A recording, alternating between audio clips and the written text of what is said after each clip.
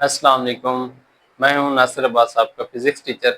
आज बच्चे chapter number 2 का सबसे इम्पोर्टेंट लॉन्ग क्वेश्चन पढ़ेंगे और ये टॉपिक बड़ा कॉम्प्लिकेटेड भी है। अक्सर स्टूडेंट इसको सॉल्व करते भी नहीं हैं, अवॉइड करते हैं, लेकिन मैंने इसको बड़ा आसान बनाया हेडिंग के साथ।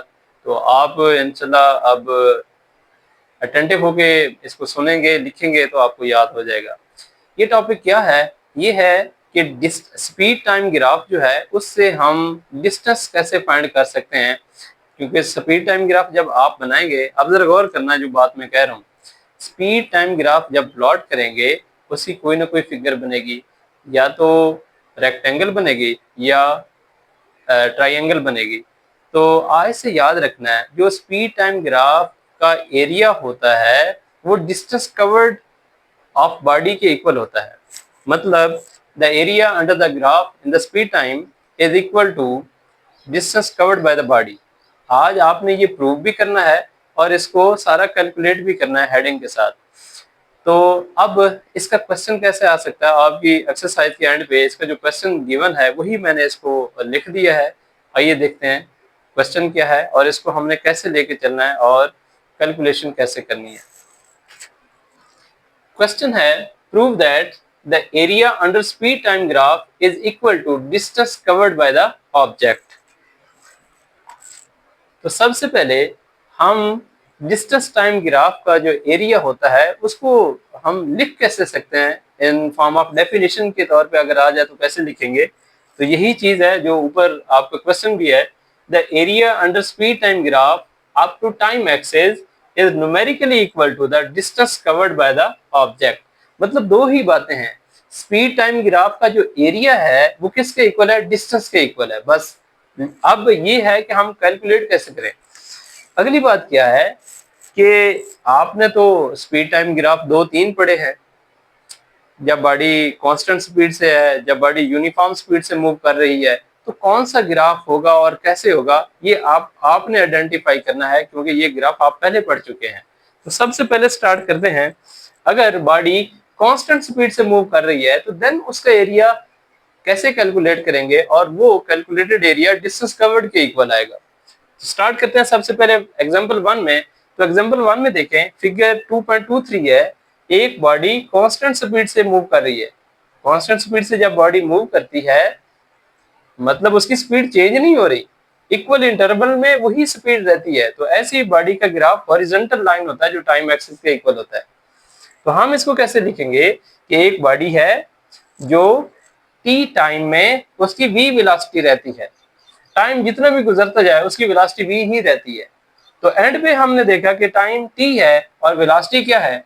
v। यहां से आप नोट कर सकते हैं। तो स्ट्रेट लाइन आएगी पैरेलल टू टाइम एक्सिस। तो इस एरिया के अंडर कितना ग्राफ एरिया है? ग्राफ के अंदर ये स्ट्रेट लाइन है, इसके अंडर जितना एरिया है वो न्यूमेरिकली किसके इक्वल होगा? डिस्टेंस के। अब हम देखते हैं कि कैसे कैलकुलेट करना है। आपको मुझे पता है कि ये एरिया हमने शेड कर दिया है और ये कौन सी फिगर बन रही है। स्टार्ट में बताया था कि आपने देखना है, आइडेंटिफाई करना कि फिगर कौन सी बनती है जिसका आपको एरिया पहले से पता होना चाहिए। सिमेट्रिक फिगर होगी। तो ये कौन सी है? इसकी लेंथ ज्यादा है और विड्थ कम है, तो ये रेक्टेंगल है। तो आपको पता है रेक्टेंगल के एरिया कैसे फाइंड करते हैं? आइए आज हम स्टार्ट करते हैं इसको कि कैसे फाइंड करना। तो सबसे पहले देखें, consider word speed time graph 2.23, the body moves with constant speed v and time t. The distance covered can be calculated as, तो सिंपल सी बात है। कैसे? तो हमें इक्वेशन का पता है कि कोई भी बॉडी v वेलोसिटी से मूव कर रही हो और t टाइम में इसकी वेलोसिटी v रहती है, तो डिस्टेंस कवर्ड कितना होगा? s is equal to vt। मतलब आप घर से निकलते हैं और 20 मीटर पर सेकंड की स्पीड से मूव कर रहे हैं और 10 मिनट के बाद क्या स्कूल पहुंच जाते हैं, या 5 मिनट्स के बाद आप उस टाइम को मिनट्स को सेकंड में करें, स्पीड मीटर पर सेकंड में आपको पता है, मल्टीप्लाई करें, डिस्टेंस कवर्ड आ जाएगा। ये बहुत इंटरेस्टिंग चीज है, आप याद रखिएगा इसको। तो हम ये फिर फार्मूला लगाएंगे कि डिस्टेंस कवर्ड कैसे फाइंड करना है। लेकिन आप ग्राफ से कैसे फाइंड करें डिस्टेंस कवर्ड? तो ग्राफ से हम बड़ा इजीली फाइंड कर सकते हैं। सिंपल सी बात, हमें पता होना चाहिए कि इसका एरिया कितना है, उसको डिस्टेंस के इक्वल लिख देंगे। लेकिन एरिया फाइंड करने के लिए हमने आइडेंटिफाई किया कि ये तो रेक्टेंगल है। तो स्टार्ट करते हैं, distance by graph, distance of the body and speed time graph is equal to area under the graph.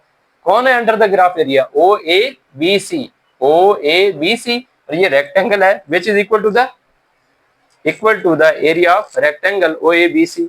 आपको पता है, छोटी क्लासेस में पढ़ चुके हैं, एरिया ऑफ रेक्टेंगल किसके इक्वल होता है? वो तो लेंथ इंटू विड्थ होता है। लेंथ क्या है?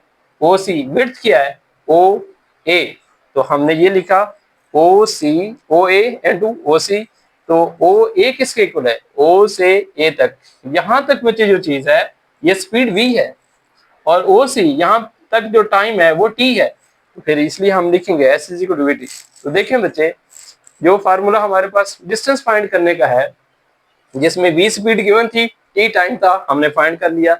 वही फार्मूला हमने ग्राफ से भी फाइंड कर लिया है, और वो किसके इक्वल आ गया? s is equal to v t. इसीलिए हम ये कहते हैं जो v स्पीड टाइम ग्राफ होता है उसका एरिया जो होता है, एरिया अंडर द ग्राफ जो होता है, वो न्यूमेरिकली डिस्टेंस कवर्ड के इक्वल होता है, s is equal to v t. अब नेक्स्ट चलते हैं, दूसरी एग्जांपल हम कंसीडर करते हैं, और मैं इसी ग्राफ को चेंज कर सकता हूँ, और मैं ये एक्सपेक्ट करूंगा, जैसे आपने सोचा होगा कि ये कांस्टेंट स्पीड है, तो इसका मतलब है अगली बॉडी की स्पीड क्या होनी चाहिए? यूनिफॉर्मली इंक्रीजिंग स्पीड होनी चाहिए। मतलब बॉडी इक्वल इंटरवल में इक्वल डिस्टेंस कवर करती जाए, मुसलसल स्पीड उसकी बढ़ रही हो, फिर कैसे होगा? वो तो graph straight line rising from the origin होता है। इसी ग्राफ को चेंज किया, अगर ये स्पीड क्या है? यूनिफॉर्मली इंक्रीजिंग है, तो यहां से ग्राफ स्टार्ट होगा ओरिजिन से। तो याद रखिएगा, ओरिजिन पे बॉडी की वेलोसिटी क्या है? 0।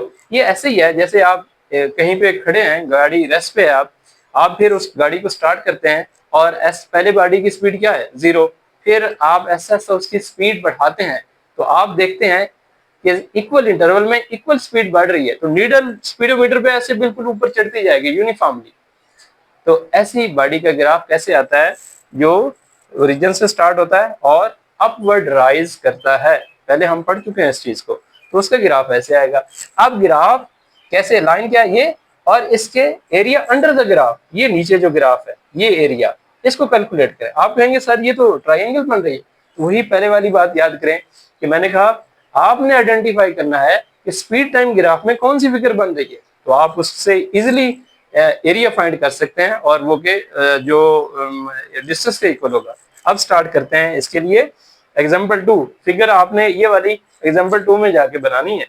तो बच्चे क्या है, बॉडी यहाँ से स्टार्ट हुई ओ से और बी तक पहुंची, यूनिफॉर्मली इंक्रीजिंग स्पीड है, तो यूनिफॉर्म एक्सेलरेशन है। तो देन हम कैसे फाइंड करेंगे इसमें से एरिया? तो स्टार्ट एग्जांपल 2, यूनिफॉर्म एक्सेलरेशन है इन स्पीड टाइम ग्राफ। ये figure 2.24, a body moves with uniformly increasing speed from 0 to v in time t। ये बड़ी इंटरेस्टिंग है, 0 टू v, ये v देखें वर्टिकल यहाँ है तो v के इक्वल बनता है, ये स्पीड इसकी v है। 0 to v in time t, यहाँ b तक पहुंचे तो टाइम कितना लगा है? t टाइम लगा है। अब स्टार्ट करते हैं, ऐसे कहते हैं। आपने एक बात याद रखनी है, जब भी एवरेज फाइंड करते हैं तो आप क्या, जैसे आप 9th में पढ़ते हैं, तो 9th में लेट्स सपोज 8 सब्जेक्ट हैं, तो आपका रिजल्ट आ जाता है, बहुत अच्छा रिजल्ट आता है, तो आप उसकी एवरेज कैसे फाइंड करेंगे? एवरेज का मतलब पर सब्जेक्ट आपकी एवरेज मार्क्स कितने हैं, तो आप क्या करते हैं, सारे सब्जेक्ट को के मार्क्स को ऐड करेंगे और नंबर ऑफ सब्जेक्ट पे डिवाइड करेंगे। Mean total marks of all the subject divided by 8 subject थे। अगर मैं कहता हूँ नहीं, मैथ फिजिक्स की आप एवरेज फाइंड करें, तो आप कहेंगे सर मैथ और फिजिक्स के मार्क्स को ऐड कर दें 75 + 60 और डिवाइड बाय 2 करें, क्योंकि नंबर ऑफ सब्जेक्ट 2 हैं। तो यही बात बच्चे आज मैंने इधर समझानी है आपको। जब भी एवरेज फाइंड करना है तो आपने कैसे फाइंड करना है, देखते हैं। स्पीड है, तो सबसे पहले कितनी स्पीड है? 0। एंड पे कितनी है sir? v। 0 to v, 2 speed है ना, एक पहले है एक बाद में है, तो इसकी एवरेज क्या होगी सर? दोनों स्पीड को ऐड करें, 2 पे डिवाइड करें। अगर तीसरी भी कोई स्पीड होती कुछ ना कुछ, तो इसी तरह हम डिवाइड करते 3 पे। आइए स्टार्ट करते हैं फिर। तो इसलिए मैंने क्या लिखा है, एवरेज स्पीड VAV, एवरेज इसका सिंबल ये है, तो VI + VF डिवाइड बाय 2, ये एवरेज स्पीड है। यहाँ पे इनिशियल वेलोसिटी है, यहाँ पे फाइनल वेलोसिटी है, तो मैं यहाँ पे लिख भी सकता हूँ, यहाँ पे इनिशियल वेलोसिटी कितनी है 0, बॉडी रेस्ट पे स्टार्ट कर रही है। जब भी बॉडी रेस्ट से स्टार्ट करे उसके ग्राफ ओरिजिन से स्टार्ट होगा। नेक्स्ट फाइनल वेलोसिटी यहाँ तक होगी। हाँ, फाइनल वेलोसिटी वो अलग बात है कि v है और इनिशियल वेलोसिटी क्या है 0। तो अब स्टार्ट करें, इनकी एवरेज क्या होगी, दोनों वेलोसिटीज को ऐड करें, 2 पे डिवाइड करें, तो इनिशियल 0 है और फाइनल v है, डिवाइडेड बाय 2, हाफ v नहीं हो जाएगा। ओके, तो डिस्टेंस कैसे फाइंड करूंगा, डिस्टेंस सिंपल, s किसके इक्वल होता है, v एवरेज इनटू t। तो v एवरेज कितना है, हाफ v ये है और टाइम t, तो ये वाला फार्मूला आ जाएगा हमारे पास। इसका मतलब है अगर बॉडी एवरेज स्पीड रखती है तो मैं डिस्टेंस कैसे फाइंड करूंगा, ये वाला फार्मूला लगाऊंगा। लेकिन ग्राफ से क्या यही फार्मूला ड्राइव कर सकते हैं, यस कर सकते हैं। अब स्टार्ट करते हैं, डिस्टेंस बाय ग्राफ कैसे होगा, इस फिगर को सामने रखें। तो वही पहले वाली बात सिंपल सी कि सर इस जो ग्राफ है इसके एरिया जो है वो तो एक ट्राइंगल बन रही है, और ट्राइंगल का एरिया क्या होता है, half base, half into base multiplied by perpendicular. तो बेस क्या है, ये OC, और परपेंडिकुलर क्या है, BC। स्टार्ट करते हैं अब इसको, equal to distance under the graph OCB which is equal to area of triangle. ये आपने लिखना है, एरिया ऑफ ट्राइंगल किसके इक्वल होता है, हाफ। आप ये छोटी क्लासेस में पढ़ लिए, इसलिए ये टॉपिक इतना आसान किया है, थोड़ी सी वर्किंग की है तो आपके लिए इजी हो जाएगा। आप इसको नोट्स बनाएं, हमेशा बच्चे नोट्स बनाओगे, प्रैक्टिस करोगे तो आपको पता चलेगा कि इसके लिए स्टेमिना आपका बनेगा, राइटिंग स्किल बनेगी, और फिर प्रेजेंटेशन आपने कैसे जाके देनी है पेपर में, बोर्ड में जाके, वो यहीं से सीखेंगे। एरिया ऑफ ट्राइंगल क्या है, half base into perpendicular. Base आपको बता दिया है OC, half into OC into BC, ये परपेंडिकुलर। हाफ वैसे OC क्या है, यहां से यहां तक बच्चे क्या था, टोटल टाइम T था, और BC क्या है, या CB किसके इक्वल है, OA के, वो कितना है V। यहां तक देखें O से A तक V वेलोसिटी है, स्पीड है, ये V लिख दिया। तो यही फार्मूला ये हमने कैलकुलेट किया ना पहले। तो आपने क्या सीखा आज, वही जो पहले स्टार्ट में बताया, वही जो आपका क्या है क्वेश्चन है कि जो स्पीड टाइम ग्राफ होता है उसमें जो डिस्टेंस कवर्ड बाय ऑब्जेक्ट होता है वो हम फाइंड कर सकते हैं कैसे, bye calculating the area under the graph. तो आज से क्या हमने सीखा, फिर हमने ये चीज सीखी है, वो स्टेटमेंट में लिख दी है क्या, the area under speed time graph up to time axis is numerically equal to distance covered by the object.